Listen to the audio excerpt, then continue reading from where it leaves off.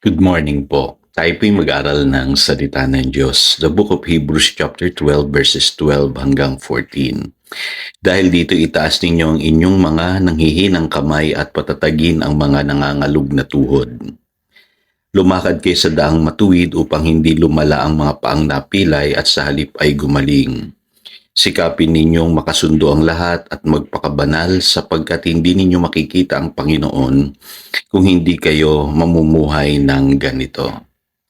Rise up and be healed. Alam ko po marami sa atin ang nakaranas na tayo po'y bumagsak, bumangon at nanumbalik sa Panginoon. Pero kadalasan po hindi ganoon ang nangyayari sa marami.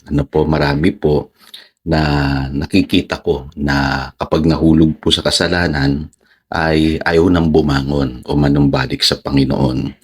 Marami din po ako nakikita na pabalik-balik sa kasalanan at hindi na makaalis doon. Pero mapapansin niyo po, ang tinutulungan po ng Panginoon ay yung mga taong natututo sa pagkakamali at nagpapatuloy pa rin sa pananampalataya sa kabila na sila ay nakagawa ng pagkakamali sa buhay. At alam ko marami sa atin nakaranas ng ganoon at alam natin kung paano tayo ini-restore ng Panginoon. Kaya mahalaga, makita po natin sa buhay natin na magpatuloy na sa pananampalataya at mamuhay ng may kabanalan. At yan po ang tinutukoy nito mga talatang binasa po natin. Wala pong perpekto, wala pong hindi nadadapa. Lahat tayo pwedeng mahulog sa pagkakamali. Kaya lang po, tayo po ang pipili ng buhay na nais natin.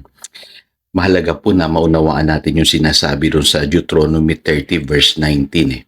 Ito po'y hamon palagi sa atin. Sabi po rito, I have set before you life and death, blessing or curses. Now choose life so that you and your children may live. Yan ang hamon ng Diyos sa bayan ng Israel. Sa panahon natin ngayon, ganun pa rin po. Pwede natin piliin yung life or death or yung blessing or curses. Alin ba ang gusto mong buhay, kapatid? Ang sabi ng Panginoon, dapat daw po piliin natin yung buhay para pagpalain tayo at yung ating mga anak. Ngayon, alam niyo po, sa buhay na ito, hindi po ibang tao ang magdidesisyon sa inyo. Kayo po mismo. Kaya pansinin niyo dito po sa Hebrews chapter 12, verses 12 to 14, sabi dito, itaas ninyo ang inyong mga nanghihinang kamay, patatagin ang mga nangangalog na tuhod. Lumakad kayo sa daang matuwid. Kayo po ang responsable sa inyo pong pagbangon. Pangalawa po, huwag tayong mawawala ng pag-asa. Tayo po ay manumbalik sa Panginoon at magpatuloy sa pananampalataya. Kasi alam niyo po ba na ang ating Panginoon ay parang ama na nakatingin sa atin. Alam niya naman yung ating pong mga kahinaan at nahahabag siya sa ating kalagayan. Sabi po sa Psalm 103 verse 13, kung paanong nahahabag ang ama sa anak niya, gayon din siya nahahabag sa may takot sa kanya. Kaya ang ating ama, siya po ay loving father. Naintindihan niya tayo. Alam niya kung ano yung mga pinagdaanan natin at hinihintay niya lamang na tayo'y manumbalik. Kaya makikita niyo po doon sa kwento ng prodigal son sa Luke chapter 15 verse 20. Sabi po rito, siya'y umuwi sa kanila, malayo pa lamang ay natanaw na siya ng kanyang ama at dahil sa matinding awa ay patakbo siyang sinalubong, niyakap at hinalikan. Makikita niyo po, isinulat po sa Biblia kung paano tinatanaw ng Diyos yung mga anak niya na nanunumbalik sa Kanya. Mahal na mahal niya po tayo.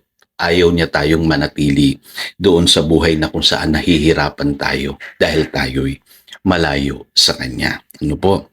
So, mahalaga po yun. Yung iba kasi, ang daling mawalan ng pag-asa. Akala nila hopeless na pag sila'y nagkamali. Iba naman sasabihin, ang hina-hina ko, ang rupok-rupok ko, wala na akong pag-asang makabalik pa. Alam niyo mga kapatid, tutulungan tayo ng Panginoon at siya po ang magre-revive sa atin. Hinihintay niya lamang na magdesisyon tayo. Panghuli, ito po yung pinakamahalaga. Ito yung tinutukoy po ng ating teksto. Tayo dapat matuto at magpakatatag sa ating paglakad sa ating pananampalataya.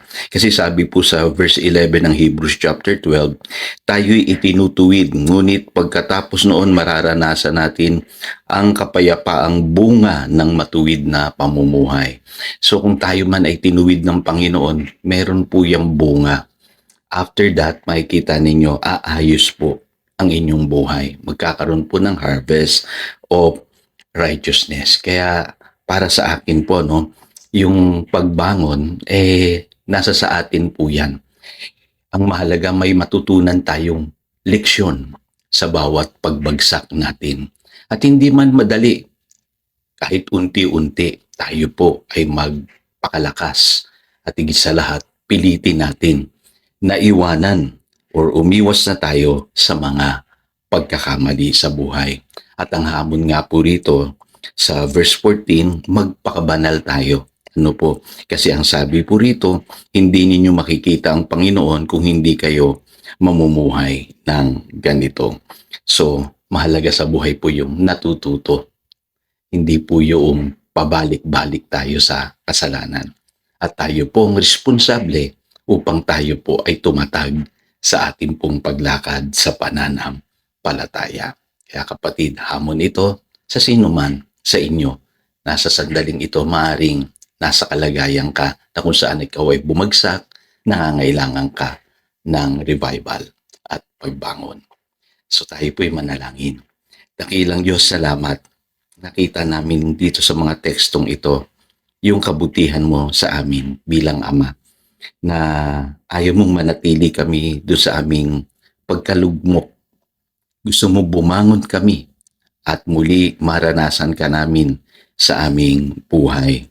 Turuan mo kami na lumakad ng may kabanalan, matuto sa aming mga pagkakamali at umiwas na sa mga bagay na alam naming maglalayo sa amin sa iyo. Tulungan mo kami, Panginoon. I-revive mo kami. Kami po iyong pagalingin. Patawarin. Salamat po. Yan ang aming panalangin in Jesus' name. Amen. Again, ito si Pastor Jojo, nagpapaalala upang daluyan tayo ng pagpapala, manatili tayo sa kanyang salita. Good morning.